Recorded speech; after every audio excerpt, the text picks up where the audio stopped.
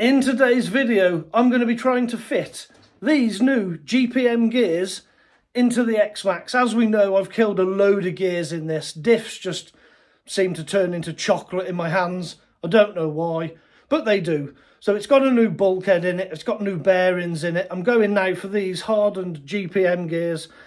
And to make it really interesting, I'm doing this on a live stream. So this one's going to be edited down. It's going to be super quick. I'm going to show you the process. But if you do want to see this in a much longer format, though I will leave a link in the description where you can find the link to this live stream. Let's turn you around. We'll have a closer look at these gears and then we'll get the car open.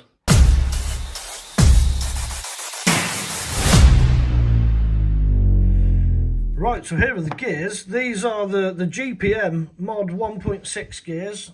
Can we get that to focus?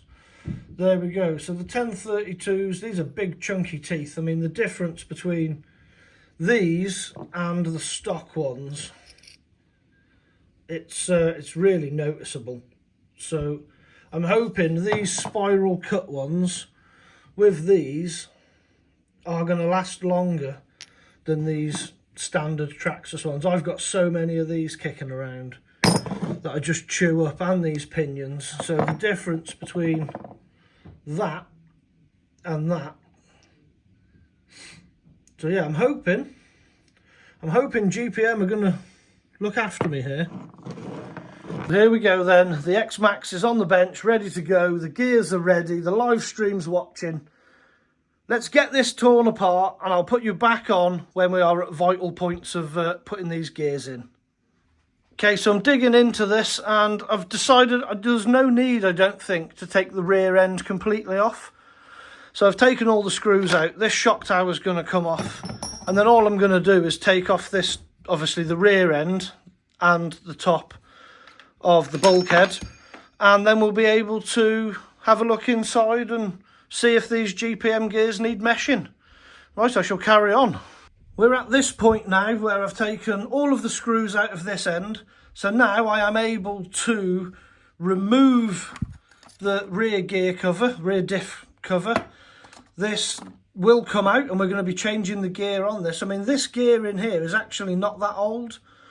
But while I've bought the replacement GPMs, it may as well go in. So we'll do that in a second. And then, of course, this has got to come off, which I think I've taken all the screws out of. So that can come off and that can come off. Right, and it's this in here that we're going to change. Now, I'm going to have a look at this in a minute because the replacement that goes in has a weird sort of clip, like a retaining spring that goes into this groove. So we'll get you set up and we'll have a look at that in a second. Here's the diff and there's the pinion gear for the diff. Very simple, one screw inside there, which I've already loosened.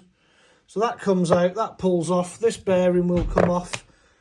Take any shims off that you've got. We're going to remove these 4 screws in the top and then replace this one for this one. With these screws taken out, you can just keep your finger in the centerpiece there and pull this ring gear up, and then everything in your diff will stay in there. And this is the standard ring.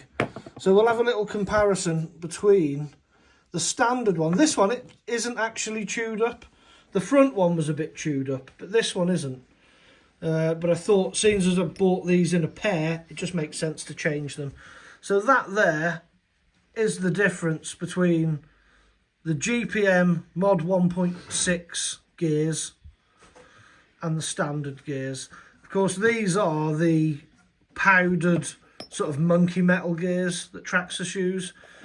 They're very good, really. I mean, there's a lot of people that don't have any issues with these whatsoever, but for some reason I do. I think it's my driving. And of course the weight that we've got in this truck, you know, with this massive motor and the Max 5 that's in there, it just adds, everything you put in is just added weight. So if I can up the gearing, make the gearing much stronger, then that's what we'll do. So that's it. I'm just going to put this now back onto here, get all that screwed down, and then we'll have a look at the pinion, because we'll go over it a little bit now, but I'm going to have to show you how it's done. So this is the pinion that you take out of here. That's in there with the bearing on it. You take this out. The GPM one, which is the same size there, this has got like a ring around it. If I can get the camera to focus. There, see this little cutout around this edge? Well, there's like spring retaining clips. These clips have to go on, I think, there's no instructions, so I'm guessing, I think they go into that slot there, which will hold the bearing on. They send you new bearings to put on. So once I've got all this together and worked out how I'm going to get it on there, the bearing goes on.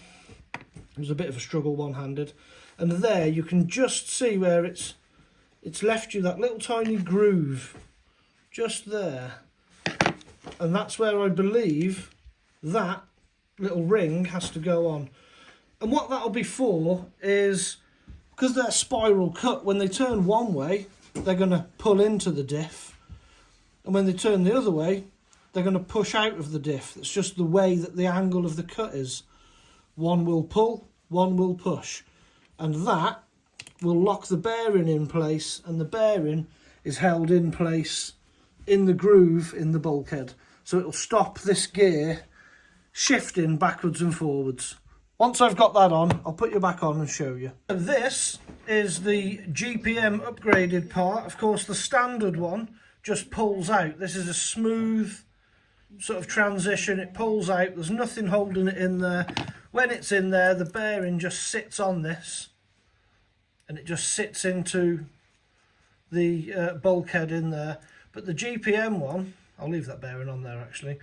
The GPM one, they send it with a bearing and this retaining circle clip thing. I don't know what the proper word is for that, but they send you with two of these, one for the front, one for the rear, and I've put this one on. They are quite tight to get on. You can see it there, look. There's the split in it. So that's that. To get this on, I found what worked for me is I put it down like this. I'll move the old one out of the way. I put it down like that. I got two flat-headed screwdrivers. I dropped this retaining spring clip on, and then I pushed on both sides and pushed it down both together until it clicked on, and that stayed on. So that now locks the bearing in place. So as it's spinning in the bulkhead, obviously again, I mentioned earlier, this is going to pull in or push out. Well, with this clip on, it stops this pulling in and out any sort of distance that's going to matter. So what it does do is it eliminates the ability to shim this. So if any shimming needs to be done, which it does, you're going to have to shim the main diff, which I'll show you now. There we go. This is the new GPM pinion with the bearing locked on in place with that spring retaining circle. And then you just got to make sure that you lift this slightly, that goes in. The bearing then will sit in the track where it's supposed to. If we can get a look at it, let's try. Yep, there you go, you can see that. That bearing sits in to the channel, and now this can't pull out. So normally, when you get into your Xmaxx diffs, you can pull these out, but you can't pull this one out now. That is in and not coming out unless you have a big crash. If that comes out, you've got a problem. But what I have noticed is when you put this in, with the new gear on now, put that in and we'll offer up this rear end and put it on.